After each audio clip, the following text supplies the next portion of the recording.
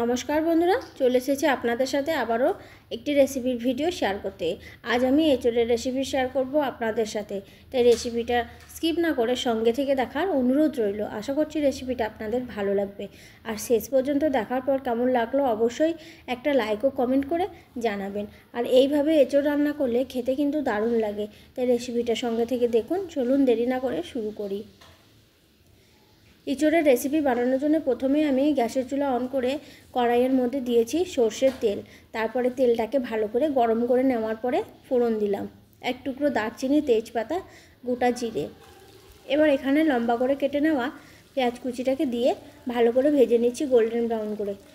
আজকে শেয়ার করা রেসিপিটা যদি ইউটিউব চ্যানেল থেকে দেখে থাকেন নতুন বন্ধুরা, অবশ্যই আমার এই চ্যানেলটিকে সাবস্ক্রাইব করে পাশে থাকবেন। আর ফেসবুক পেজ থেকে দেখে থাকলে পেজটিকে ফলো করে পাশে থাকার অনুরোধ রইল। আশা করছি যে সমস্ত রেসিপি আপনাদের সাথে আমি শেয়ার করব আপনাদের ভালো লাগবে, তাই অবশ্যই পেজটিকে ফলো করে পাশে থাকবেন। এবার আমি পেঁয়াজটাকে গোল্ডেন ব্রাউন করে ভেজে নিয়েছি। তারপর দিয়ে দিচ্ছি টমেটো। এখানে বড় সাইজের একটা টমেটো নিয়েছি। এবার টমেটোটাকে দিয়ে দিলাম, লবণ দিয়ে ভেজে নেব। লবণ দিয়ে টমেটো ভাজলে টমেটোটা তাড়াতাড়ি ভাজা হয়ে যায়, তাই এবার লবণটা দিয়ে দিলাম। ভালো করে মিশিয়ে নিয়ে এবার ভেজে নেব। টমেটো কিছুক্ষণ ভাজার পরে আমি দিয়ে দেব বাটা মশলা। এখানে আমি মিক্সির জারে পেস্ট করে নিয়েছি মশলাটাকে একটু গোটা গোটা ভাব রেখে। এখানে দুটো শুকনো লঙ্কা, 6-7 কোয়া রসুন, আদা, তার সাথে নিয়েছি পেঁয়াজ, একসাথে পেস্ট করে নিয়েছি। এবার দিয়ে দিলাম পেস্ট করা মশলা দিয়ে খুব ভালো করে ভেজে নিচ্ছি। আবারও লো টু মিডিয়াম ফ্লেমে এইভাবে কিছুক্ষণ ভেজে নেব। আর একে একে গুঁড়ো মশলাগুলোকে অ্যাড করে দেব। হাফ চামচ করে দিয়ে নিচ্ছি হাফ চামচ জিরের গুঁড়ো, হাফ চামচ ধনিয়ার গুঁড়ো, তার সাথে দিয়ে দিচ্ছি হলুদ গুঁড়ো, স্বাদ বা পরিমাণ অনুযায়ী, মানে ঝালের পরিমাণ অনুযায়ী লঙ্কার গুঁড়োটা দিয়ে নিতে হবে। এবার মশলাটা খুব ভালো করে কষিয়ে নিচ্ছি। একদম 4-5 মিনিট মতো লো টু মিডিয়াম ফ্লেমে কষিয়ে নেব, যাতে মশলাতে কোনো রকম কাঁচা গন্ধ ভাব না থাকে। আপনারা তো অনেকেই অনেক রকমভাবে এঁচোড় রান্না করে খেয়েছেন, তাই আমার মতো করে একবার সহজভাবে বানিয়ে দেখবেন, খেতে কিন্তু দারুণ লাগবে। এঁচোড়ের এই রেসিপিটা আমার বাড়ির সবাই অনেক বেশিই পছন্দ করেছিল।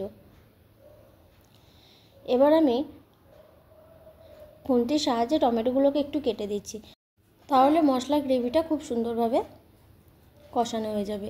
এবার আমি দিয়ে দিচ্ছি সামান্য অল্প একটু চিনি। ঝাল এবং লবণটা ব্যালেন্স রাখবে, আর তরকারির স্বাদটাও অনেক বেশি বেড়ে যাবে।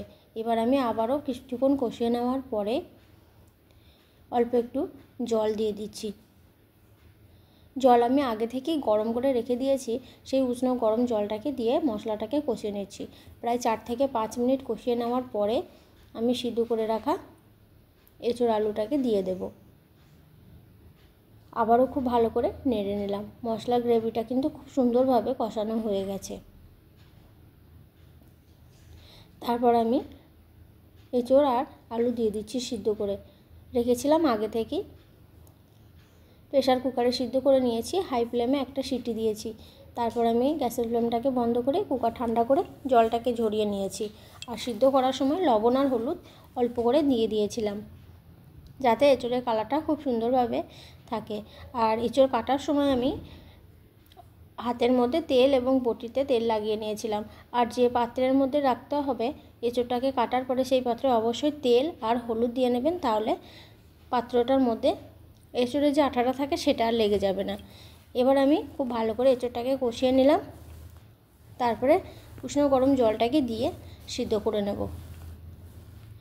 এঁচোড় আমি হাফ সিদ্ধ আগে থেকেই করে নিয়েছি, তাই খুব বেশি সময় লাগবে না। যেটুকু সিদ্ধ হতে বাকি আছে সিদ্ধ করে নেব। জল দিয়ে দিয়েছি পরিমাণ মতো। আলু এঁচোড় ভালো করে গ্রেভির সাথে মিশিয়ে নেওয়ার পরে সবার শেষে লবণটাকে দিয়ে নিচ্ছি। লবণ দিয়ে ভালো করে মিশিয়ে নেব।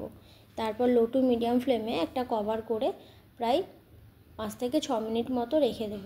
মাঝে একবার ঢাকনা খুলে আবারও নেড়ে দেব, তারপরে আবার ঢাকনা কভার করে দেব। এই সময় একটা থালা আমি কভার করে দিচ্ছি। প্রায় 5 থেকে 6 মিনিট পর ঢাকনাটাকে খুলে নিয়েছি।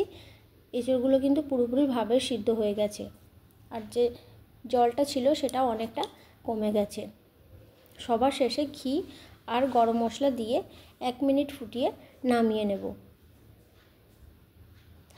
এঁচোড়ের এই রান্নাটা আমার পুরোপুরিভাবেই হয়ে গেছে বন্ধুরা, লাস্টের একটু ভিডিও স্কিপ হয়ে গেছে। আশা করছি রেসিপিটা আপনাদের ভালো লেগেছে। আমি একটা অন্য পাত্রে তুলে নিয়েছি।